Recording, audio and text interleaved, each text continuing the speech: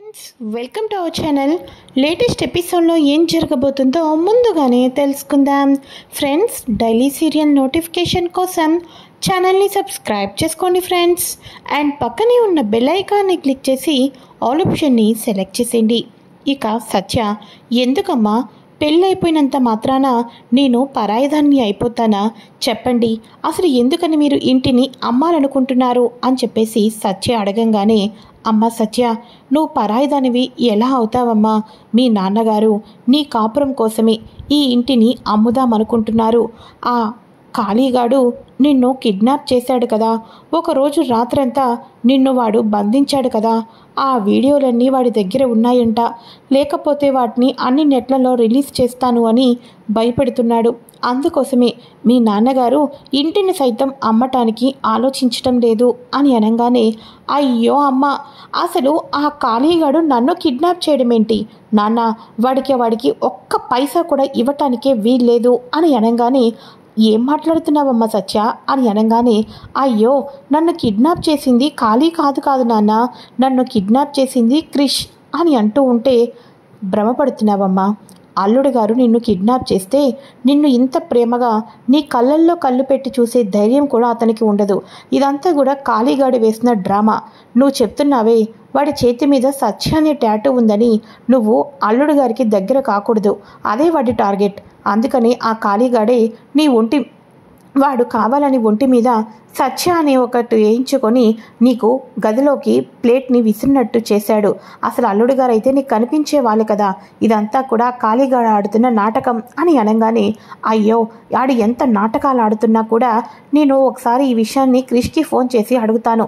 అసలు ఆ రోజు నన్ను కిడ్నాప్ చేసింది ఎవరు? నువ్వా ఆ కాళీగాడా? కిడ్నాప్ చేసిన తర్వాత కూడా ఒకరోజు రాత్రంతా నన్ను అక్కడ బంధించినప్పటికీ కూడా అసలు వాడు నన్ను టచ్ కూడా చేయలేదు.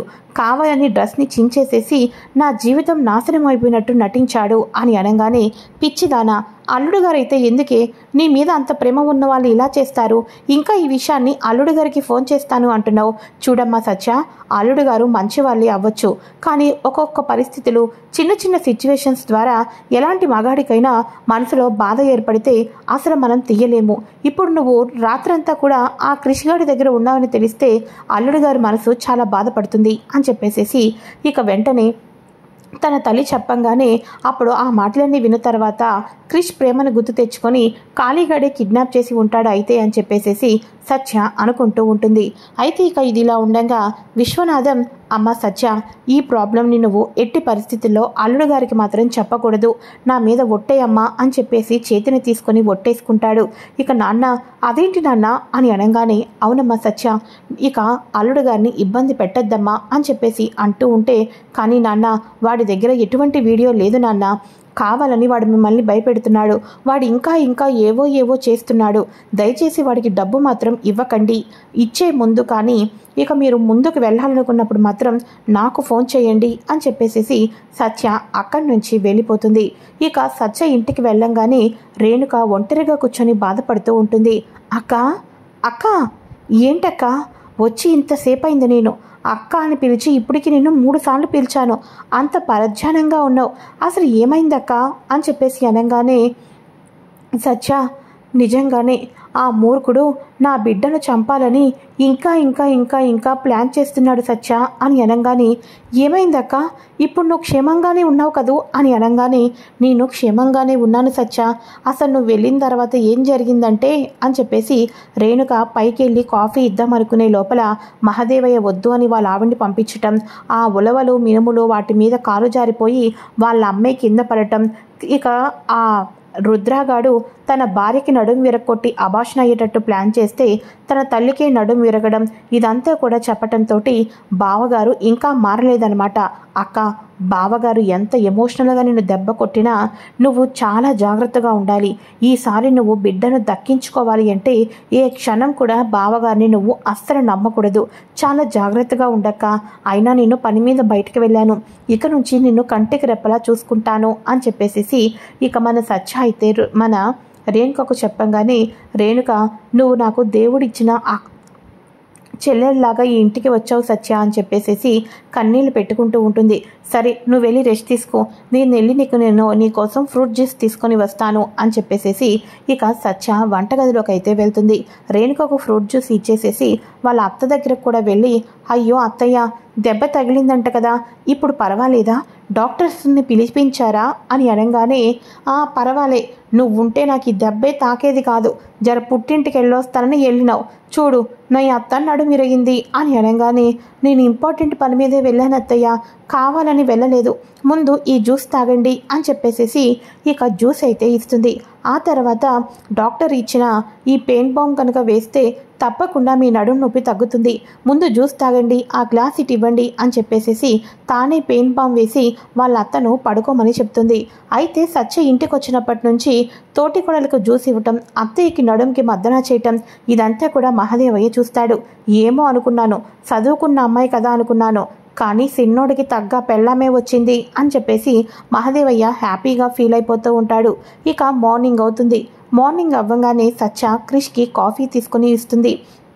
ఇక వెంటనే కాఫీ సంగతి సరే సత్య నీతో కొంచెం మాట్లాడాలి అని అనగానే, ఏంటి క్రిష్ అది అని చెప్పేసి అంటూ ఉంటే, నీకో విషయం తెలుసా, మీ నాయన ఇంటిని తాకట్టు పెట్టాలనుకుంటున్నాడు, ఏకంగా ఇంటిని అమ్మేద్దాం అనుకుంటున్నాడు, మీ నాన్నకు 20 లక్షల అవసరం దేనికోసం వచ్చింది అని అనగానే, అసలు ఈ విషయం నీకెలా తెలుసు క్రిష్ అని అనగానే, ఎట్లా తెలుసంటే కళ్ళారా నేనే చూస్తున్నాను కాబట్టి అని అనగానే, నాకు కూడా చెప్పలేదు, నాకు కూడా చెప్పకూడదు ఏమో అని అనగానే, అరే నీ పుట్టింటోళ్ళు కష్టాల్లో ఉన్నారు, జరవారు కష్టం ఏందో తెలుసుకొని సహాయం చేసే మనసే కాదనిది, ఎందుకు సత్య గిట్లా మారిపోతున్నావు నువ్వు, వాళ్ళు చెప్పట్లేదంటే నాకు కూడా తెలియకోకూడదు అనుకుంటున్నారు, అయితే ఆ ఖాళీగాడే మళ్ళీ ఏదో చేసినట్టున్నాడు, నేను తెలుసుకుంటాను, వాళ్ళ సమస్య ఏంటో తెలుసుకొని వాళ్ళను సమస్య నుంచి బయట పడేస్తాను అని చెప్పేసి అనగానే ఒక్కసారిగా సత్యకు కళ్ళమట కన్నీళ్లు వచ్చేస్తాయి. కళ్ళమట కన్నీళ్లు వచ్చేసేసి క్రిష్ దగ్గరికి వచ్చి కన్నీళ్లతో హక్ చేసుకుంటుంది. సత్య హక్ చేసుకోవడంతో అసలు క్రిష్కి క్షణకాలం కాటు అది కళా నిజమా కూడా అర్థం కాకోకుండా షాక్ అయిపోతూ ఉంటాడు.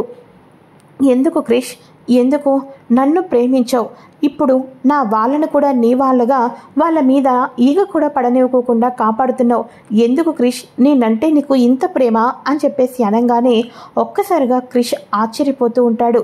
సత్య నువ్వే నాకు ఇట్లాంటి మాటలు మాట్లాడేది అని చెప్పేసి అనగానే, అవును క్రిష్ నేనే, రోజు రోజుకి ఎన్ని అనుకుంటున్నా నీ మీద ఎందుకనో గుడ్ ఒపీనియన్ వచ్చేస్తుంది, ఒక్కసారిగా నాకు తెలియకోకుండానే ఎమోషన్ అయిపోయాను, అంతే, అంతకు మించి ఇంకేమీ లేదు అని చెప్పేసేసి సత్య అయితే మళ్ళీ తెలియనట్టుగా అక్కడి నుంచి వెళ్ళిపోతుంది.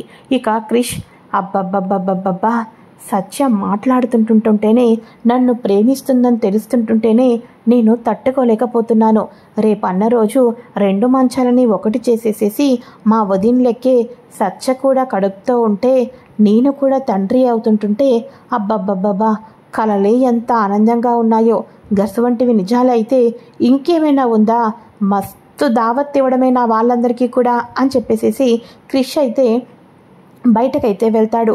బయటకు వెళ్ళేసరికి ఒక్కసారిగా డబ్బు గురించి వీళ్ళు 2వ రోజు సంతకం కూడా వెళ్తారు కదా, 2వ రోజు సంతకం కోసం వెళ్తే అక్కడికి వచ్చేసేసి క్రిష్, చూడు వాళ్ళకి నువ్వు డబ్బు అవసరానికి ఇవ్వు, కానీ ఇంటి పేపర్లు మాత్రం తీసుకోకూడదు అని అనగానే, అదేంటి బాబు, అంత డబ్బు 20 లక్షలు ఇచ్చి ఇంటి పేపర్ల మీద అమ్మకానికి సంతకం చేయించుకోకపోతే ఎలాగ చెప్పు అని చెప్పేసి అనగానే, నువ్వు అమ్మకానికి సంతకం చేసుకోవద్దు, నీకు నేను చేయవలసిన పని చేసి పెడతాను అని అనగానే, నా పనా అని అనగానే, అవును నీకు వరంగల్ అవుట్కట్స్లో స్థలాలు ఉన్నాయి గుర్తుందా అని అనగానే, అవును బాబు, కానీ ఏం ఉపయోగం, అసలు రిజిస్ట్రేషన్కి అవటం లేదు అని అనగానే, ఆ రిజిస్ట్రేషన్స్ అన్నీ కూడా నీ పేరు మీదకి వస్తాయి అని చెప్పేసి అనగానే, అలా అయితే తప్పకుండా నువ్వు చెప్పినట్టే చేస్తాను బాబు అని చెప్పేసి అంటూ ఉంటారు.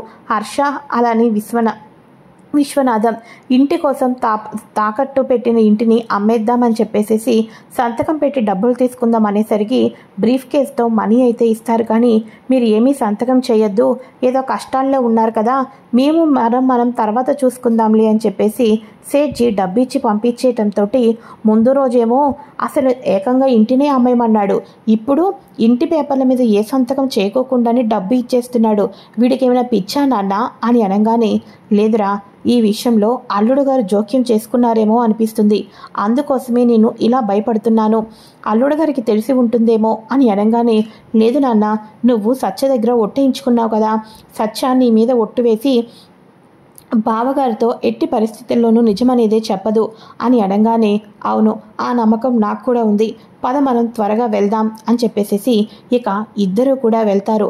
ఇద్దరు కూడా వెళ్ళి అక్కడ ఉన్న కాళీగడికి డబ్బు ఇవ్వాలని బయలుదేరుతారు. అయితే ఇదంతా కూడా దొంగతనంగా చూస్తూ అసలు వీళ్ళు ఈ డబ్బును ఏం చేస్తున్నారు, సత్యకు కూడా తెలియకోకుండా వీళ్ళు ఏం చేస్తున్నారు అని వాళ్ళని ఫాలో అవుతూ వెళ్తారు కదా. ఫాలో అవుతూ వెళ్తున్నప్పుడు ఇక వెంటనే ఆ డబ్బుని ఎక్కడికి వెళ్తున్నారని చూస్తే అక్కడ వెయిట్ చేస్తూ ఉంటాడు కాళీగాడు. ఇక ఇదిగో నువ్వు అడిగిన డబ్బు తీసుకొని వచ్చాం, ఆ వీడియోని డిలీట్ చేసేయి అని విశ్వనాథం బ్రీఫ్ కేస్ని కాళీ చేతిలో పెడుతూ ఉండగా ఒక్కసారిగా కాళీగాడు దగ్గర నుంచి బ్రీఫ్ కేస్ని లాక్కుంటాడు మన క్రిష్. అయితే ఆ సిచ్యువేషన్లో అల్లుడిని చూసి మహదేవయ్య షాక్ అయిపోతే క్రిష్ని చూసి కాళీగాడు కూడా షాక్ అయిపోతాడు.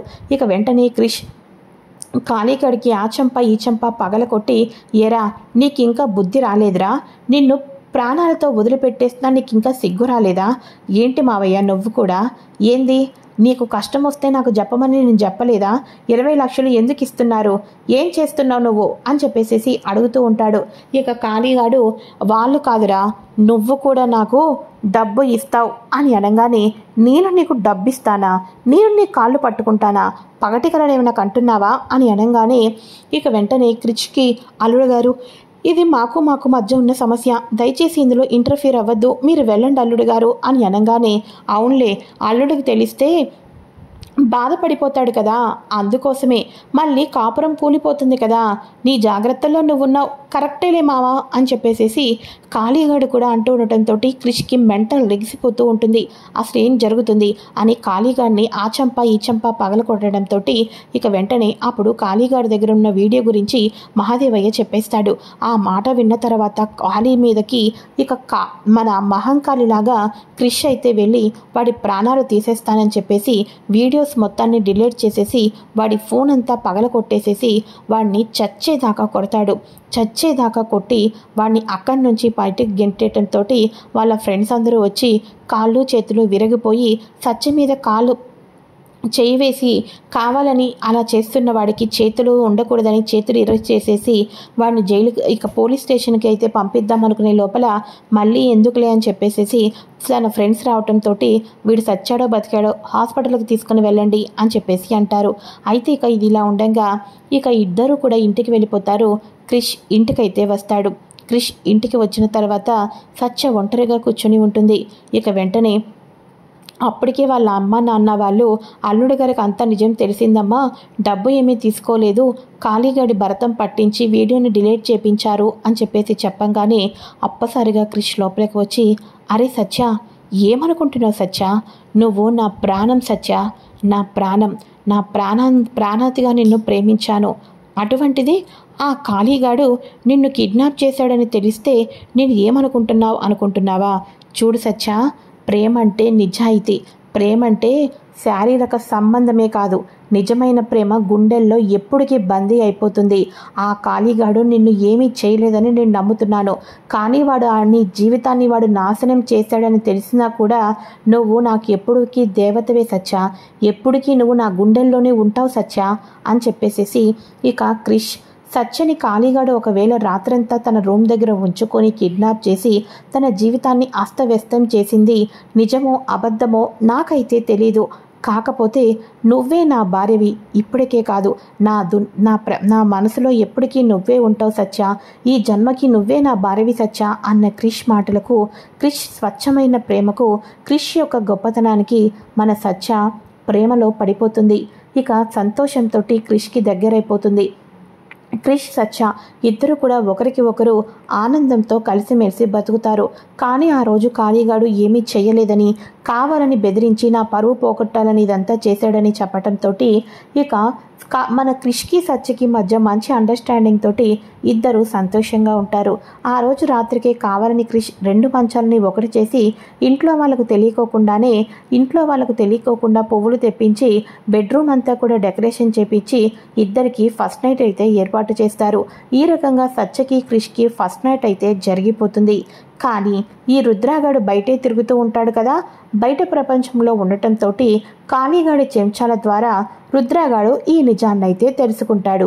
ఈ నిజం తెలుసుకున్న రుద్ర అయితే ఇలాంటి విషయాలే కదా నాకు కావాలి, ఇలాంటి విషయాలు ఎప్పటికైనా ఉపయోగపడతాయి, అసలు ఆ సత్యను ఈ ఇంటిలో నుంచి ఉంచనివ్వకోకుండా ఇంట్లో వాళ్ళందరి చేత ఇంటి నుంచి గెంటిచ్చేయాలంటే ఇటువంటి ఆధారాలు నాకు బాగా పనికొస్తాయి, ఇప్పుడు కాకపోతే ఫ్యూచర్లో అయినా పనికొస్తాయి.